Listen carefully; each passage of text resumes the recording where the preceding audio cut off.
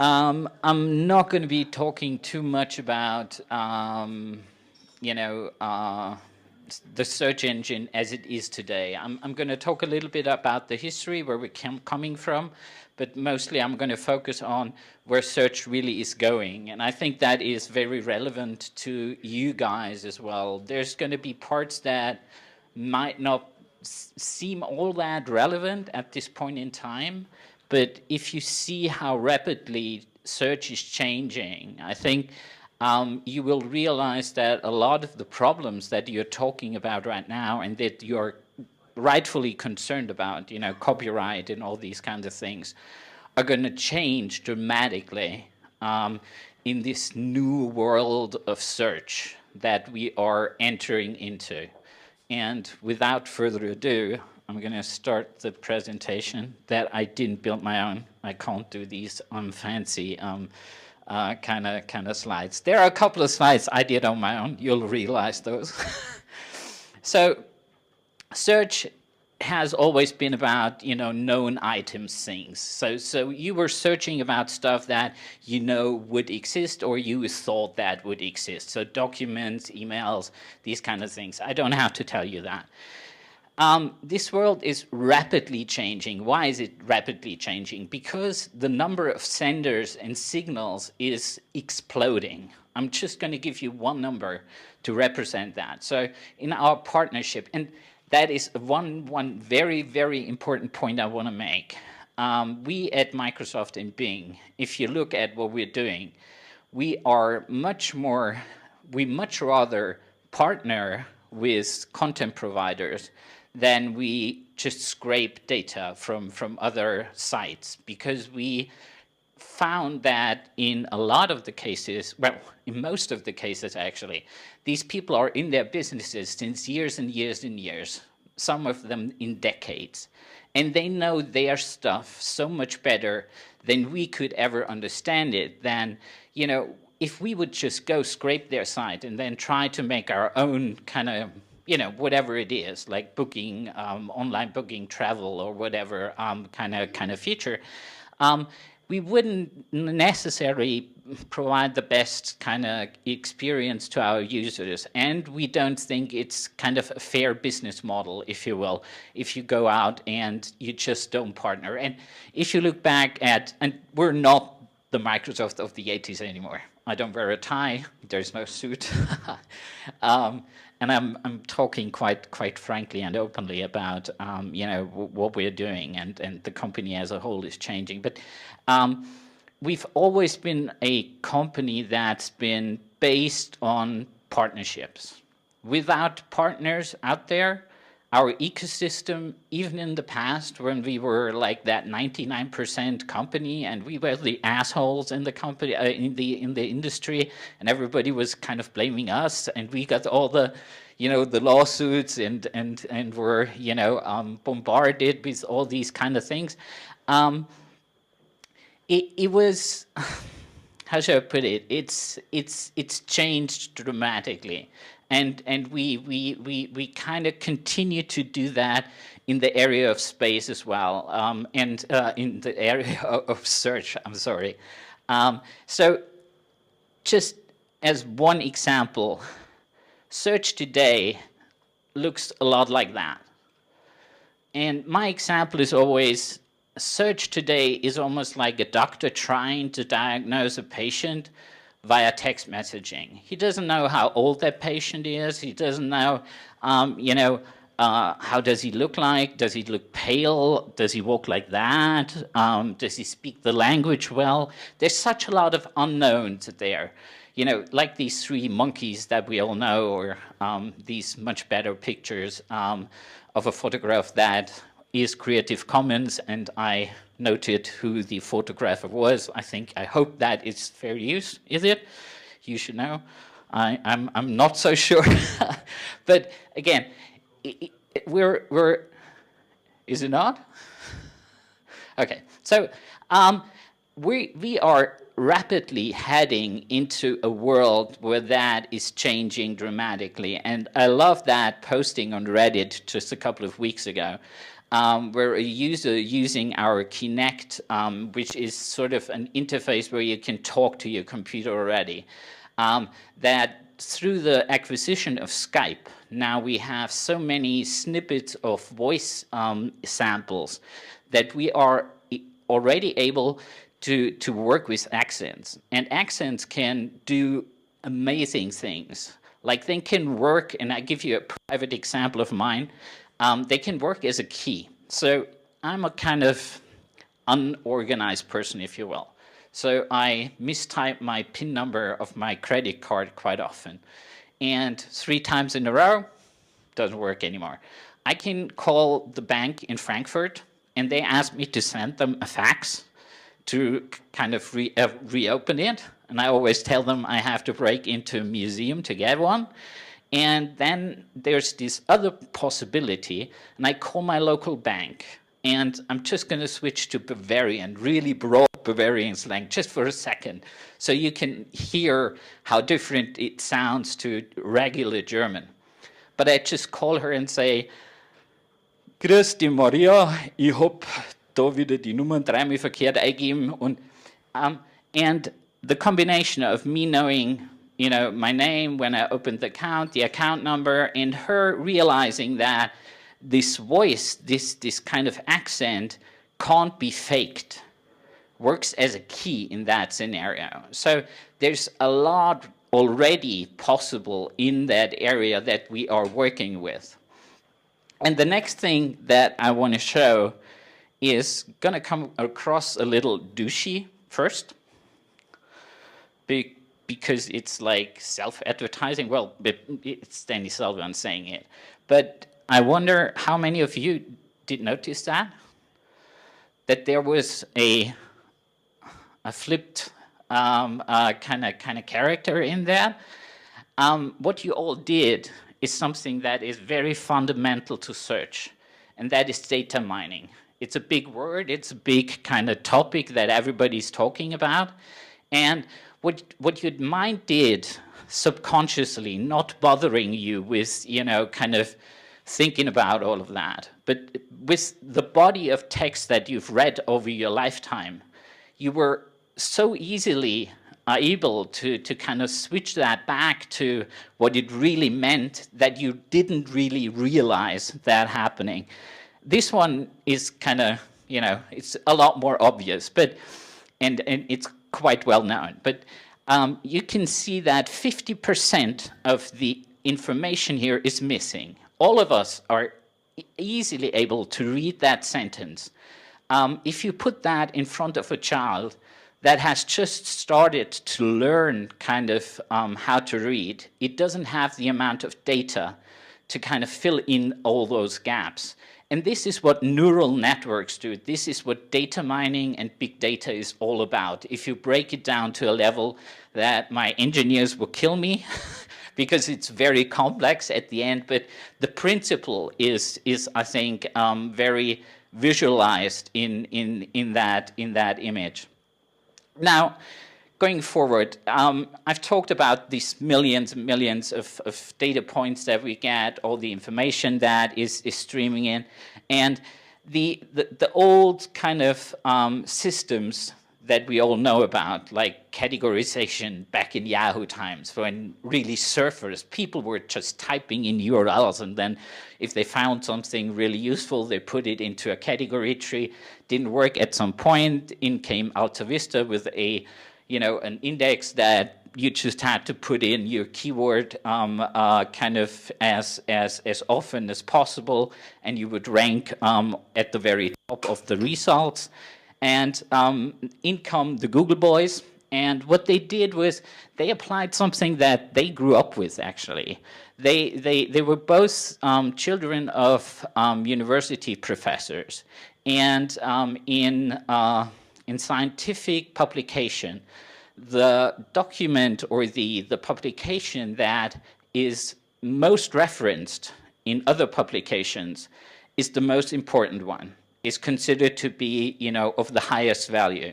And they applied that system that they grew up with as children and then later in their years at Stanford to the web, if you will, just to play around with, actually. And they offered it to Yahoo at a time when I was at Yahoo, and we turned them down, and the price was 1 million.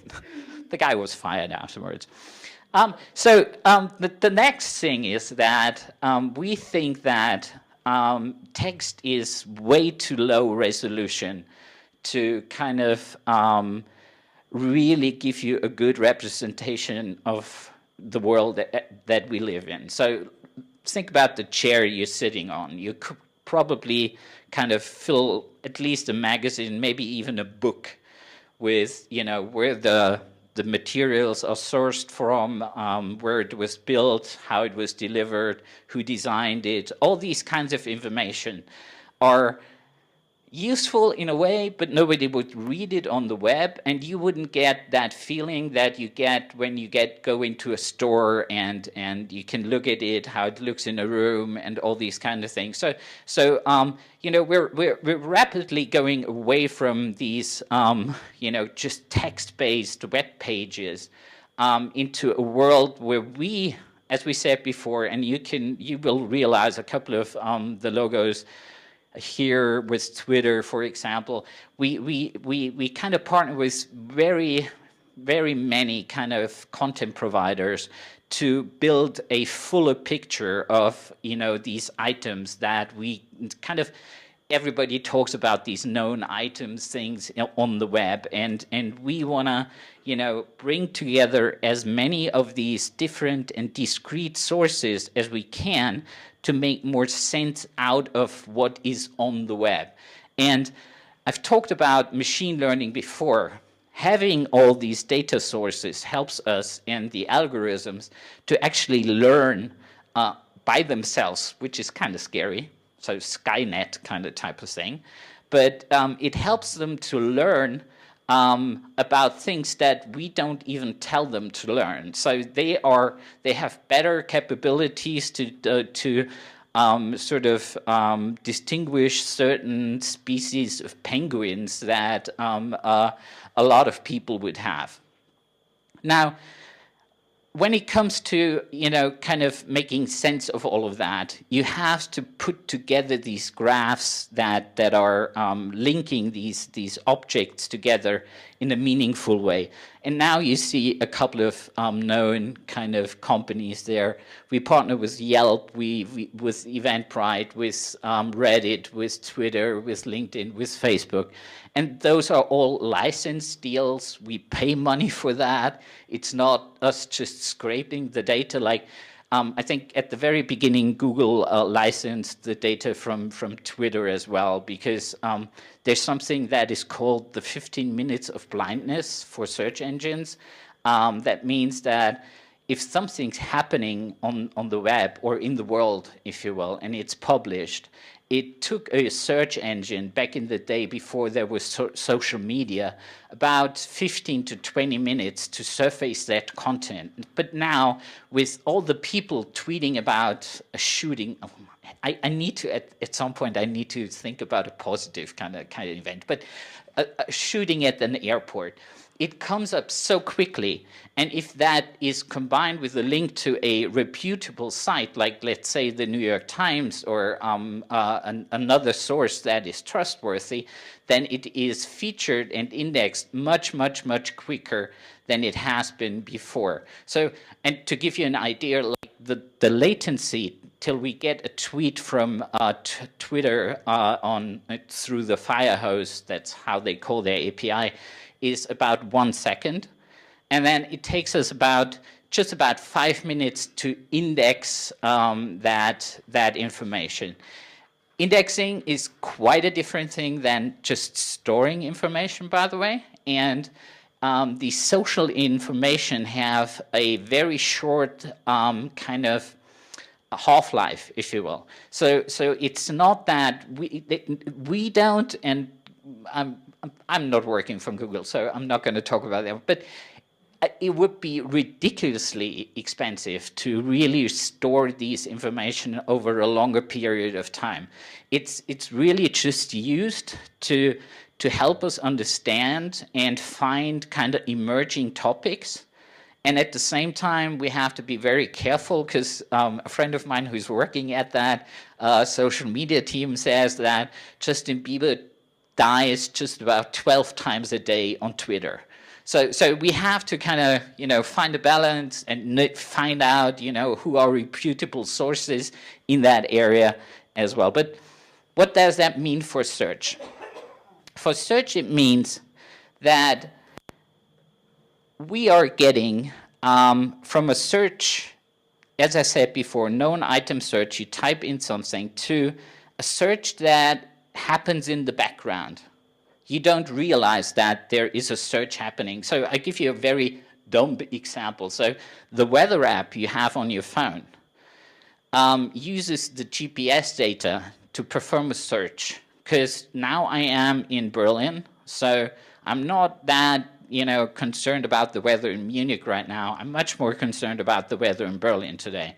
And tomorrow I'm going to be in San Francisco, and it'll change there as well. And that is a search that is happening in the background. You don't do anything about that. You install a weather app at some point. But this is a tiny example of where search is going. It's not going to be this action-orientated, I'm going to search for it, but it'll still exist, this research kind of interface, if you will, where you type in something and you research a certain topic. But search is going to change dramatically in the way we use it, because as it has been mentioned before, mobile is getting bigger, and I can tell you that for us, we're seeing the tipping point where mobile search traffic is getting higher than desktop search traffic. So you should be much more concerned about mobile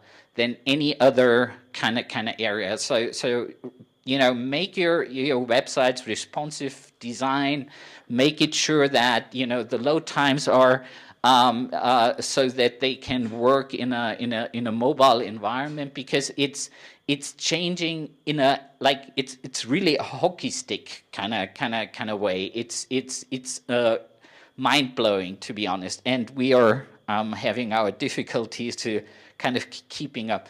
And then another thing is that we take information from other sources that will tell us about interest in certain purchases, and help people to sort of find things that they are looking for without them having to do real searches, if you will. So what is achievable today? We have a system that understands the real world in entities, and that knowledge-based, and I'm not supposed to call it Satori anymore, but I can't remember the new marketing name about it, has about 30 billion items in there that we know on a level that is much, much deeper than just a picture or a snippet of text or whatever. We bring all these streams together and then have a very, very much better understanding of what that object is, where it is, what it looks like, all these kind of things we bring together, and can help the user a lot more, even without him kind of triggering these kind of things. He doesn't have to do the work, if you will. We have to understand the relationships between those, because obviously there are streams that make sense to connect and others just don't. And so the relationship understanding for us is really important as well. And the last and probably most important part is kind of, it's going to be a lot more action orientated. Because search today is like, I feel if I go to that other search engine and I type in a query and I get back 3.5 billion search results in 0.3 milliseconds, it doesn't necessarily do me too much of a favor. I might look at the first, maybe the second page and browse through them, but it's not necessarily what I want to have and where I want to go or what I want to achieve and what I want to do. exceptions might be if I'm already, like, if you're planning a travel, for example, there's, you know, if you're down to always going to Expedia, you're going to get everything you want to need there. But try do that on a usual web search. It's really hard work. It really is hard work. You have to find, you know, a flight provider, a hotel, a tour guide, all these kind of things you have to put together and make sure that all the dates fit together, which for me would be killing me. And we have that pyramid here about data. We're now sort of in between sort of information and knowledge. Wisdom, there are people who say wisdom we're never going to achieve with computer systems. And partly at this point in time, I agree, because I don't think that a computer will ever be able to appreciate the beauty of a Jackson Pollock painting, for example, or, you know, something like poetry.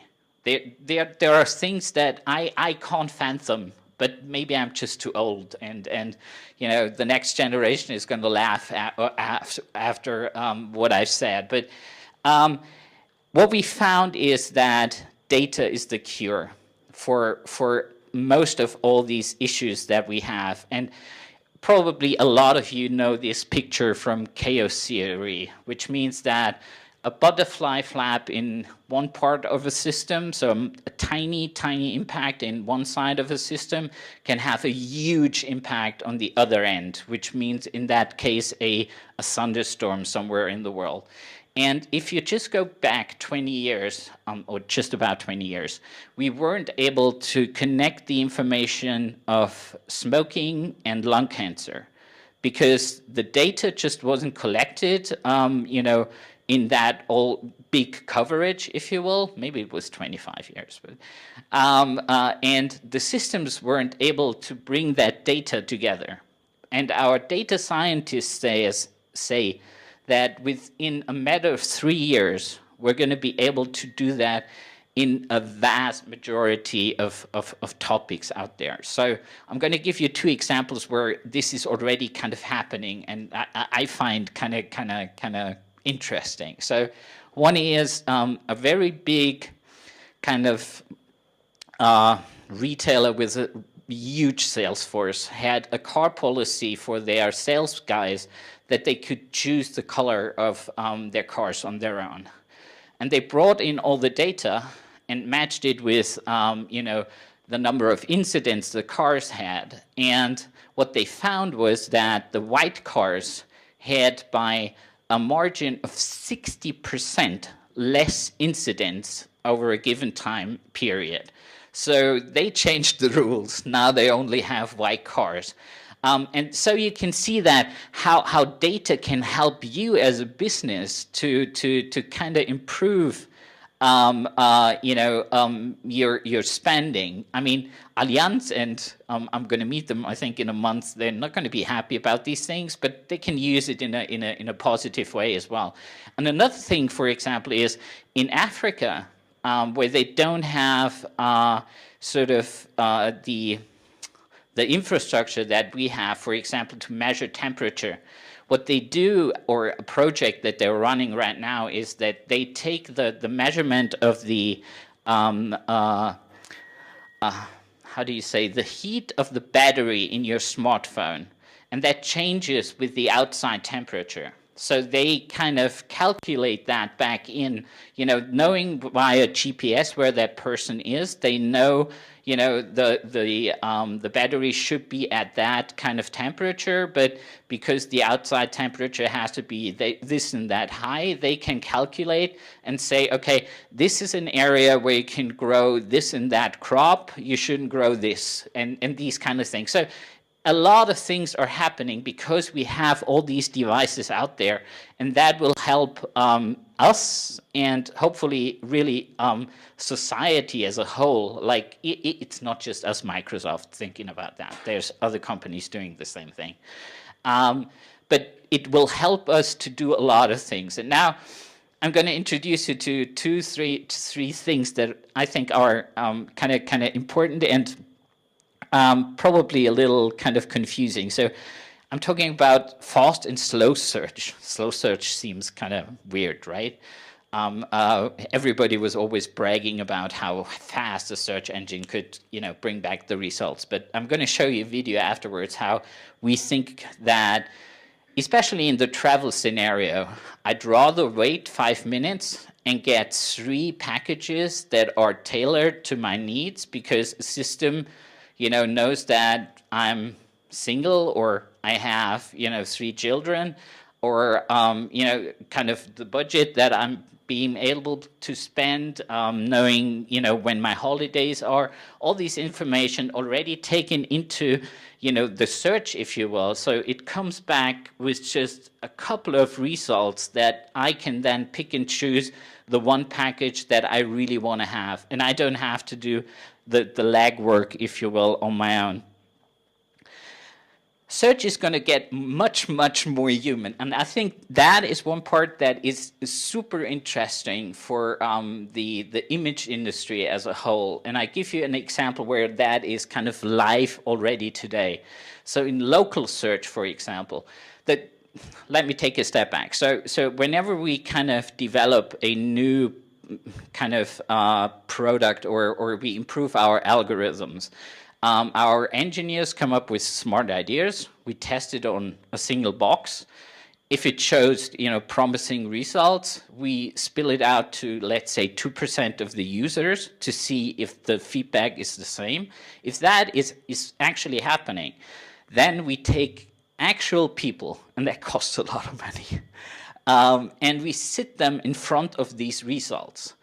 And especially in local search, we learned that a filled out kind of profile, and especially professional photographs, and we're getting back to the old days of marketing, like a beautiful smiling woman, a joyous kid playing in the play garden that is next to the restaurant, a nice picture of the interior.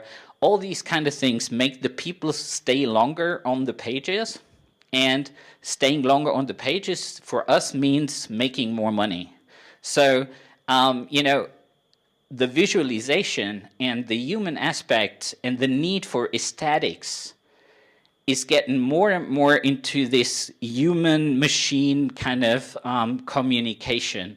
And I think that is something that hopefully is kind of promising and exciting to you, because I mean you're working in that industry. You are providing these kinds of things to buyers, and letting them know that these information and these kind of contents are getting more and more important for them to be more visible on the search engines. Because another thing, it's a ranking factor for a search engine, that the time you spend on a page, like if somebody clicks on a page, he goes to that page. If that page, and he clicks back rapidly within, just under a second, we take that as a negative kind of sign. And so we rather rank that page lower. If that page is pleasing to the user, pleasing from the information, of course, but pleasing on an aesthetic level as well, has a huge impact in ranking your page higher. And that could be, part of a pitch if you're talking to a buyer that wants imagery and doesn't want to pay too much because, do I really need that high quality of kind of pictures? I hope we do have sound. Do we have sound connected here? I don't know whether you have heard about Cortana already. Now I want sound. Technology in a given day. Over breakfast. So you just have it here? Well, then it doesn't make any sense if we don't have real loudspeakers. So we have our own digital. Sorry? You're so much smarter than I am. I don't like that. There's a lot going on in our world. Think of all the ways we interact with technology in a given day. Over breakfast, I check my calendar, launch the weather app to scan the day's forecast, another to check traffic updates, and finally a fourth to confirm the status of my flight. Look at all this stuff that I've just taken in, all before leaving the house. And to top it off, I'm out of milk. But wouldn't it be great if technology could take care of all of this for me? By now, you've heard about the next version of Windows Phone. We want to take a minute to show you how Bing is enabling a new class of experiences, like Cortana, designed to make your life easier. A team of computer scientists across a range of disciplines developed the components that make up the Bing platform. Building on Bing's massive index, the platform incorporates advanced machine learning, speech recognition, entity understanding, and stream processing that makes sense of trillions of pieces of information about the real world. Instead of you having to monitor the 50,000 flights in the air today, or the 70,000 cars on the interstate blocking your commute, the Bing platform does it for you. Let's look at one example of how these pieces come together. Cortana, remind me to buy milk when I leave the office tonight. When I talk, my voice is sent to the Bing platform, where speech recognition technology turns what I've said into text and employs natural language processing to better understand what I mean. Because I previously confirmed with the system my office address, it recognizes what I mean by office. My reminder is then passed to a system which manages data streams. By data streams, that could be anything from the status of my flight, to breaking news from my favorite sports team, to, in this case, my location. So when I leave the office, it knows to tell Cortana to remind me to buy milk. Making sure I have milk in my cereal is just one example of how the Bing platform makes my life easier. Check out Windows Phone and Bing.com soon to experience how we are making technology increasingly personal, helpful, and intelligent. My mother loves that because my dad is a golfaholic and he leaves the house for 6 hours. She asks him to bring back, like, water or something, but he totally forgets about it because he's concerned about his handicap. And when he comes home, he really gets,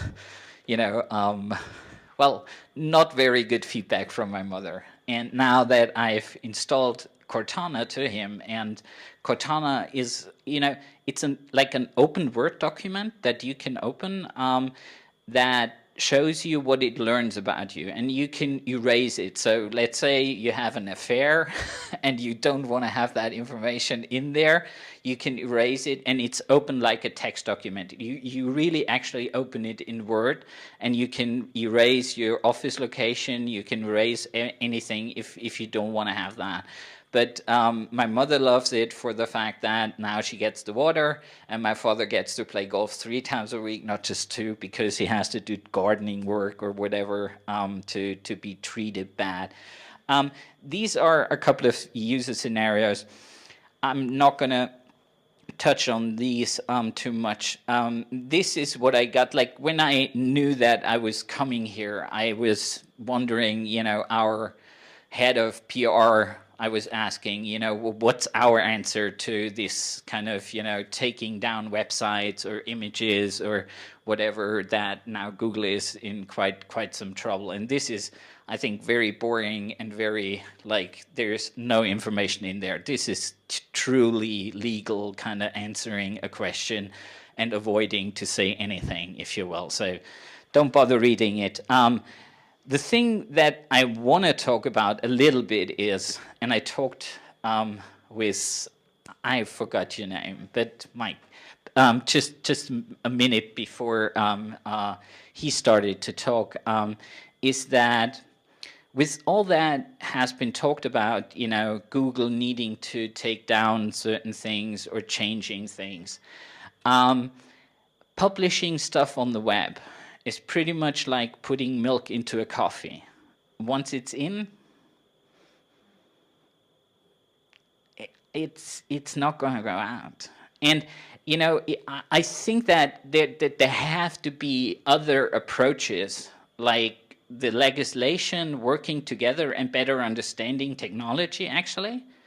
And at the same time, I have been on the other end of receiving faxes with URLs that span 3 lines of pages to remove or images to remove.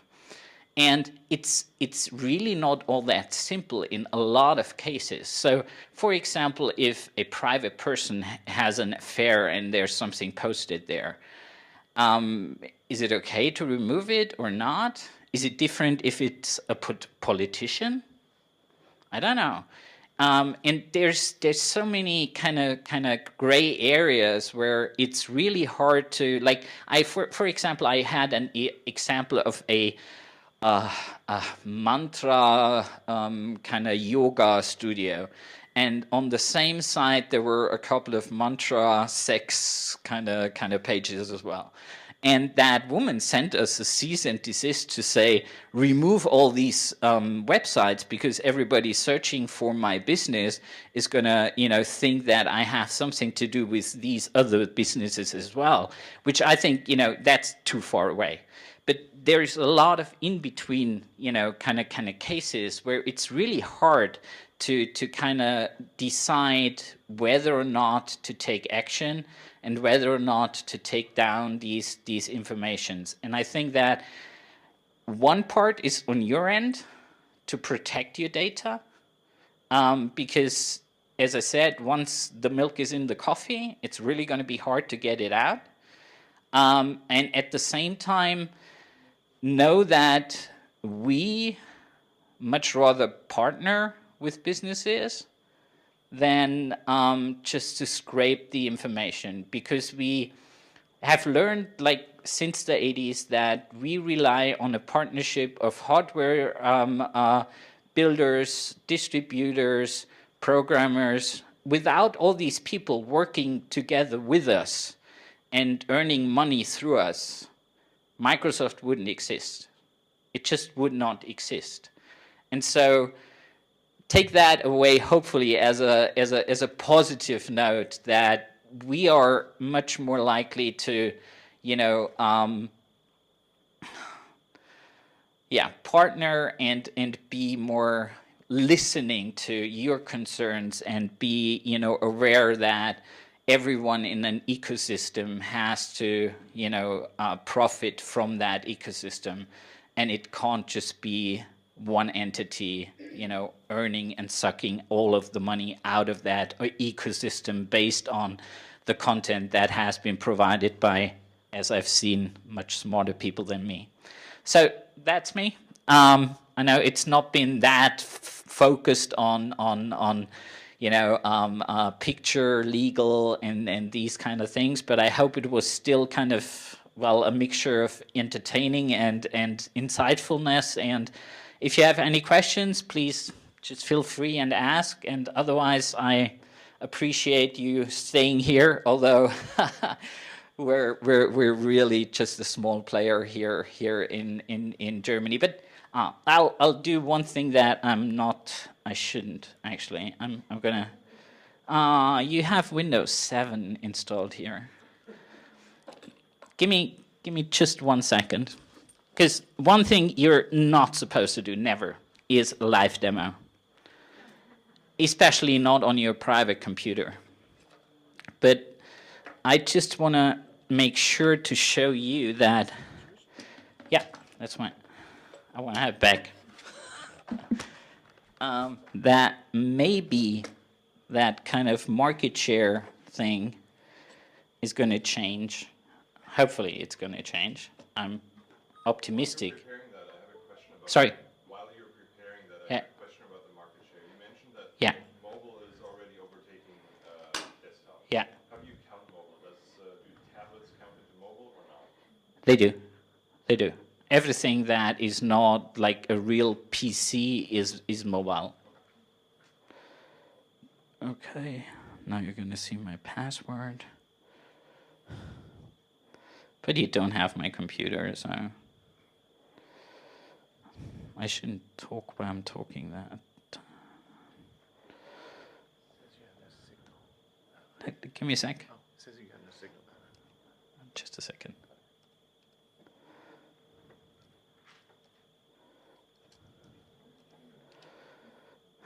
Okay, so we're back.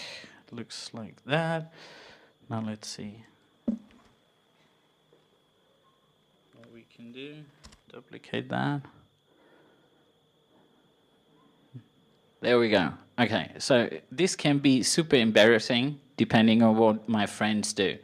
But this is the start screen of Windows 8.1.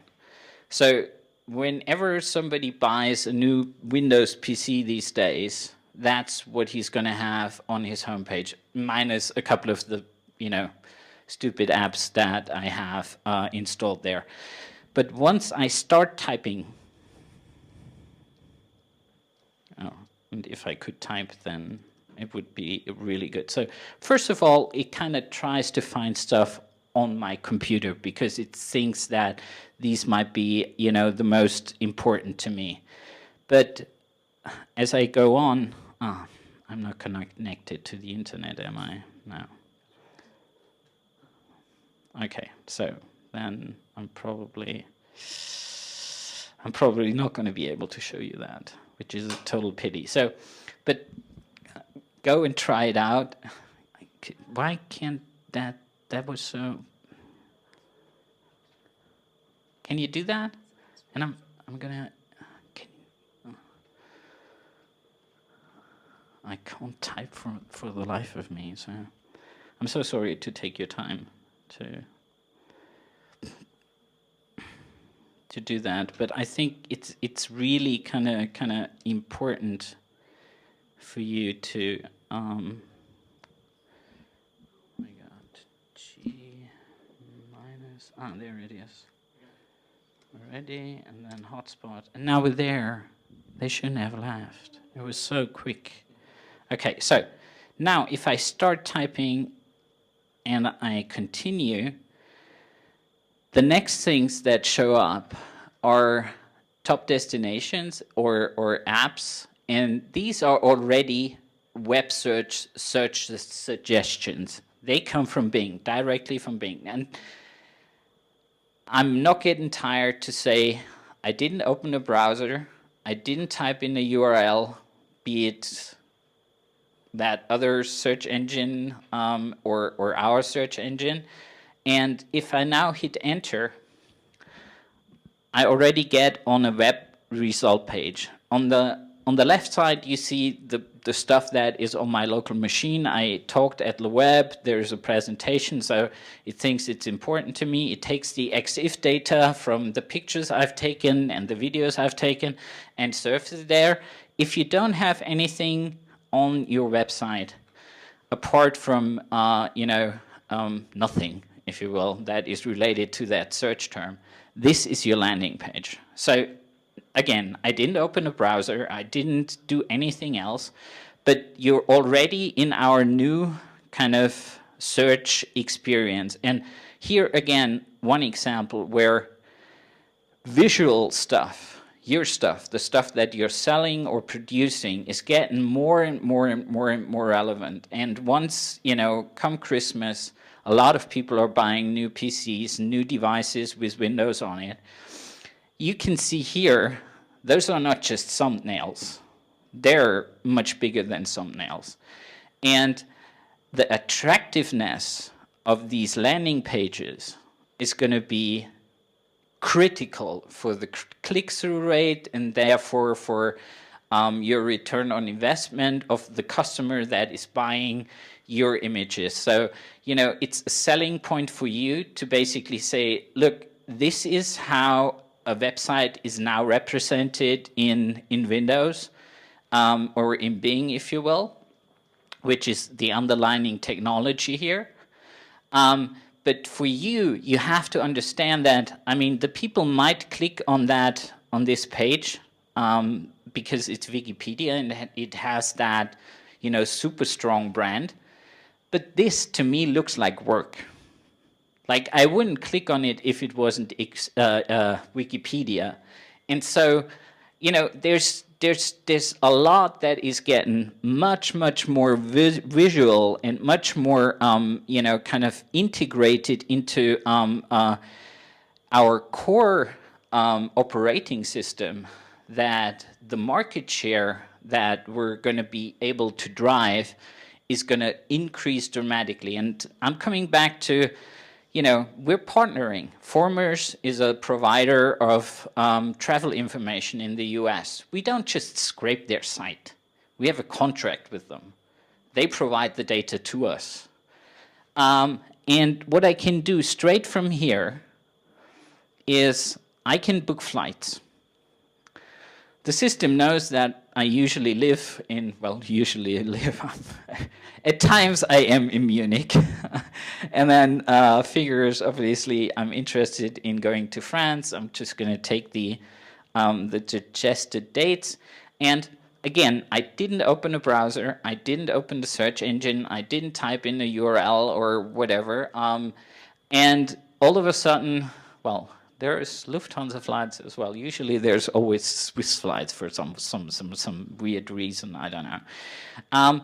And the same goes for, you know, a number of other scenarios that we have. And we started that just now with a tiny amount of partners because we had to make sure that they had the scale to basically provide the service in the, you know, with the speed that we need, but we're opening up these systems to more and more providers and in more and more areas. So one is going to be shopping, and I would be surprised if at some point we wouldn't have something like, you know, image search in a way that, you know, you can search through licensing or licensed photography, professional stuff. So with that, I'm really going to leave you.